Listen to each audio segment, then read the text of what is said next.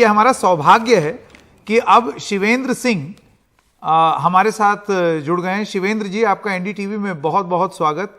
मैं सबसे पहले आपसे ये सवाल पूछना चाहता हूं कि बहुत इमोशनल नहीं हो गए होंगे आप? मतलब आपको लगता है, मैं आपसे पूछना चाहता हूं, आपको नहीं लगता कि ये एक बहुत बड़ी कमाई कमा गए आप? इतना रॉ इमोशन बच्चों का। जब भी आप वीडियो दिखा रहे थे तो मैं इस समय ज्यादा इमोशनल हुआ पहले की अपेक्षा, क्योंकि मुझे लग रहा था, मैंने पहले ही बार में अपने आप को रोका, क्योंकि मुझे लग रहा था जब मैं रो पड़ूंगा तब तो फिर हाल बहुत खराब हो जाएगा और इनको चुप कराने वाला कोई नहीं होगा। तो वो तो रो ही रहे थे, उसके पीछे गांव के कई सारे लोग थे, वो भी रो रहे थे। उन बच्चों को जब वो मेरे साथ लिपटे हुए थे, जब मेरे साथ चिपके हुए थे, तो आप यकीन मानिए कि मेरा हृदय रो रहा था, बस आंसू आंखों में नहीं थे। और मैंने पूरी कोशिश की इन 4 सालों में कि मैं उनको सिखा पाऊं, क्योंकि जिस जगह पर था बहुत पिछड़ापन था। पिछड़ापन ऐसा कि एक तरफ नहर है, दूसरी तरफ पहाड़ियां हैं, बीच में टूटी सड़कें हैं, कुछ सिखा पाऊं। और उस शायद मुझे लगता है कि इस 4 साल की कमाई को उन्होंने ब्याज सहित, जिसे कहते हैं सूद सहित, मुझे जब लौटाया है तो मैं अपना अब आंगन भर रहा हूँ और वो भी नहीं भर पा रहा है। शिवेंद्र जी, जरा अगर आप हमें कुछ बता पाएं, 2018 में आप कह रहे हैं आपने वहां पर शुरू किया काम करना। 2000 आप जब वहां गए तो आपने किस किस्म की स्थिति देखी? आपको क्यों लगता है कि बच्चे क्यों रोए होंगे आपकी विदाई पर? आपका आकलन क्या है? मैं जब गया था तो बच्चे स्कूल नहीं आते थे, नामांकन था लेकिन स्कूल नहीं आ रहे थे। तो मुझे लगा कि नहीं, अब उन बच्चों को स्कूल लाना चाहिए, क्योंकि मैंने इससे पहले स्थिति देखी हुई थी। सरकारी स्कूलों की स्थिति कभी भी बहुत अच्छी नहीं दिखाई गई है, मैंने बहुत पास से इन चीजों को देखा है। तो मुझे लगा कि अगर मैं एक सरकारी टीचर हूं तो मुझे गर्व होना चाहिए अपने सरकारी टीचर होने पर। और इस स्थिति को आगे बढ़ाने के लिए मैंने सोचा कि मैं ऐसा कुछ करता हूं जो सब कोई ना कर पाए।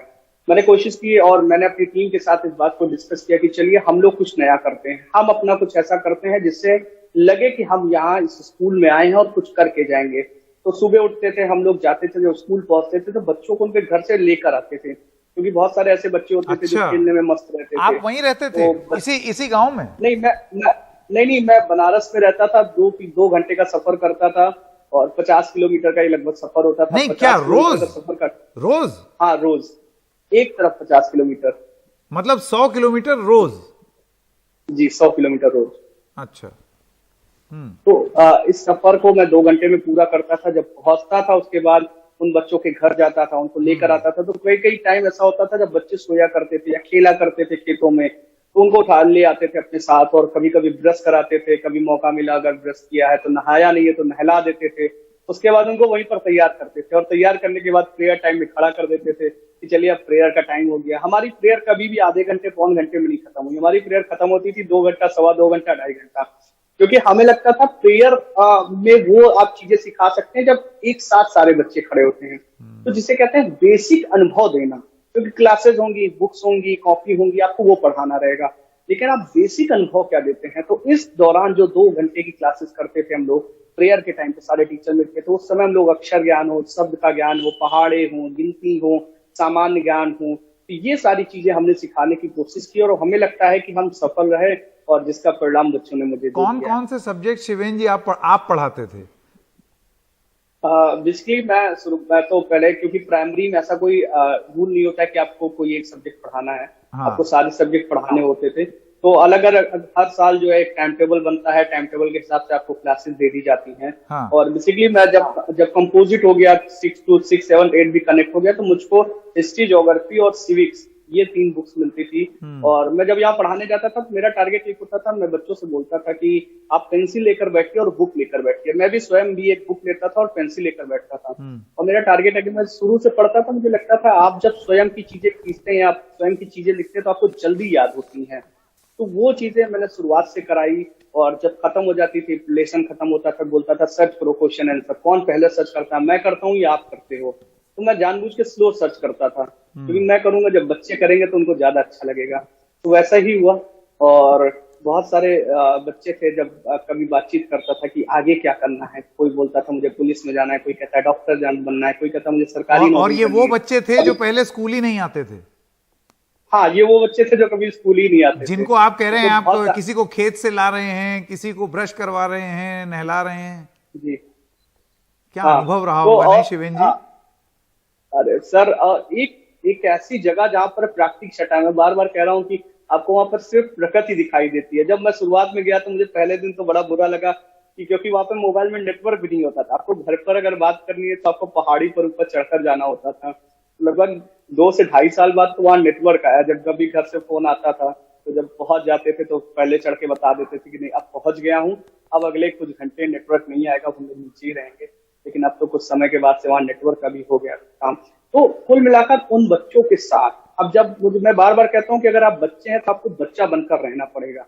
आप उनके साथ घुल मिल जाइए, उनके दोस्त बन जाइए, क्योंकि बहुत सारी बातें जो अपने वो माता पिता के साथ शेयर नहीं करते हैं वो बच्चों के साथ कर देते हैं, सर के साथ कर देते हैं, शिक्षक के साथ कर देते हैं।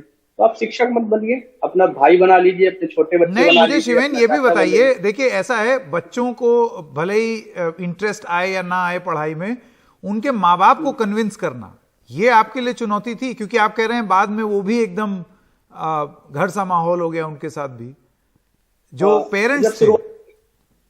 जब हम लोग शुरुआत में जाते थे सुबह सुबह बच्चों को खटखटाने, तो लोग कहते थे क्या सरकार ने डंडा मारा है क्या?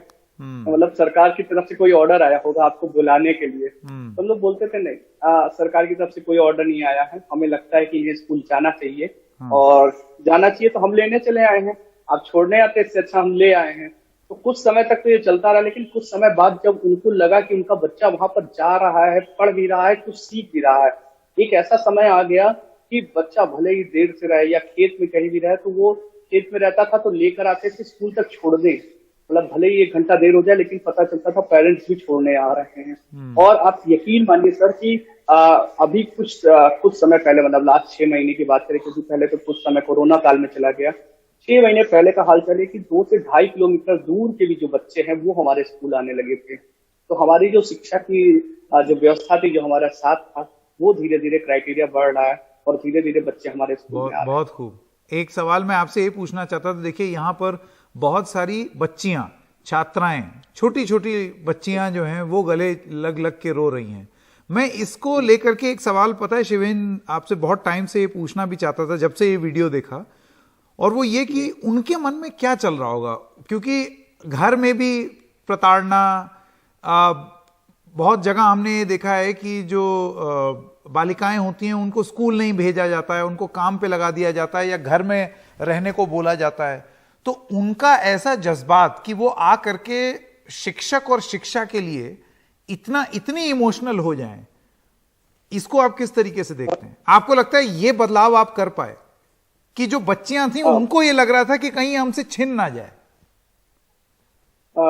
मेरे स्कूल का जो रेशियो है, वहां पर रेशियो ये है कि वहां पर अगर किसी क्लास में 25 की अगर संख्या मान ले, तो उसमें से जो लड़कों की संख्या थी वो 7-8 थी, लड़कियां 18 थी। अच्छा, ये हमारे लिए बहुत अच्छा था।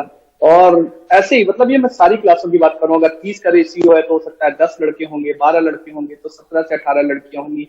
तो हमारे यहाँ लड़कियों का रेशियो हर समय ज्यादा है।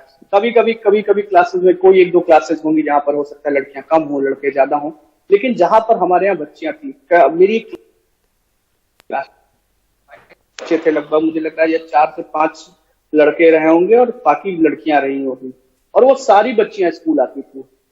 आप यकीन मानेंगे कि सारी की सारी बच्चियां, और एक भी छुट्टी नहीं मारी होगी। हमने कभी सीएल मार लिया होगा, हमने कभी छुट्टी कर ली होगी, लेकिन उन्होंने कभी नहीं की है।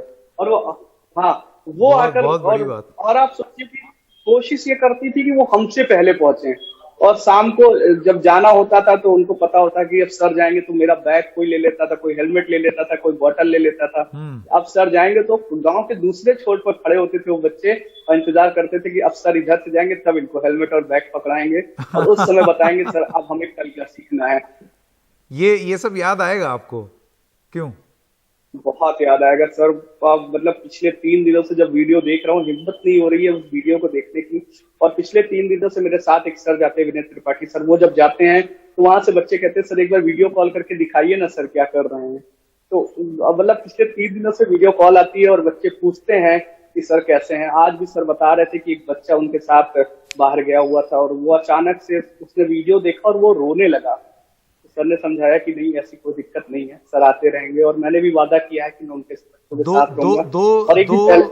हाँ, 2 चीजें मैं शिवेन जी आपसे पूछना चाहता हूँ। एक तो अब आपने एक इतनी तगड़ी लेगेसी छोड़ दी है कि अब चंदौली में जो भी वहां टीचर जाएगा उसको आपका स्टैंडर्ड मेंटेन करना पड़ेगा, बच्चों में इस तरीके की एक हमदर्दी बनानी होगी। मैं उम्मीद करता हूं कि वो बनेगी। मैं आपसे जानना चाहता हूं, इसको आप कितना बड़ा बोझ देखते हैं, अपने उम्मीदों का बोझ, बच्चों की उम्मीदों का बोझ एक शिक्षक के ऊपर। अब आपका जो अगला असाइनमेंट होगा उसमें आपको क्या लगता है कि वहां आप ये लेकर के जाएंगे ये बोझ? डेफिनेटली अब मेरे ऊपर बोझ बहुत ज्यादा हो गया है। पहले बच्चों ने अपना जो प्यार दिया वो, और अब जब उनकी बदौलत मैं यहाँ पर बैठा हूँ, सारे लोगों से बातचीत कर रहा हूँ, मेरे वीडियोस इधर उधर जा रहे हैं, तो मुझे लगता है कि मेरे कंधों पर और बोझ बढ़ गया है। और अब मैं जब नए जिले में जाऊंगा तो उनको बता पाऊंगा कि जो मेरे पीछे वाले बच्चे थे, मैं उनको वीडियोस जरूर दिखाऊंगा, उनको बताऊंगा कि ये बच्चे थे और कैसे बदले हैं।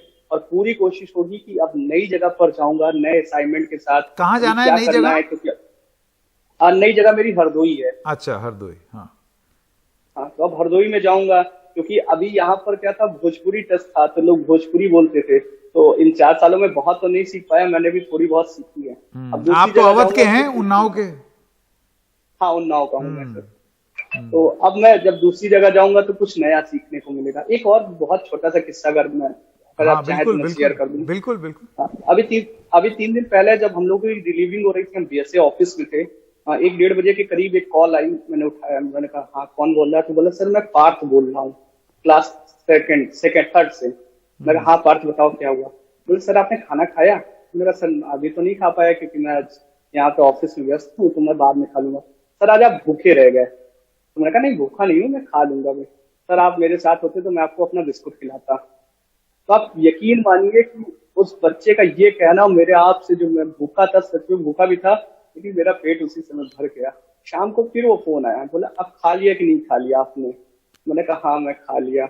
और अभी जब मैं आ रहा हूँ एनडीटीवी के लिए वीडियो शूट करने के लिए, उससे पहले कॉल आती है, सर मैंने आपका वीडियो देखा, मैं रो रहा हूँ। तो मैंने कहा बेटा अभी चुप हो जा, अभी मैं थोड़ी देर में तुमसे बात करता हूँ। तो ये लगाव है कि पिछले 3 दिनों से वो सारे बच्चे मुझे वीडियो कॉल, फोटो भेजा, जहां उनको जो मिल जा रहा है, जैसे भी पा रहे हैं मुझे कॉल करते हैं। शिवेन जी, ये आपकी कमाई है जो कि आपसे कभी कोई नहीं ले पाएगा, कोई नहीं छीन पाएगा।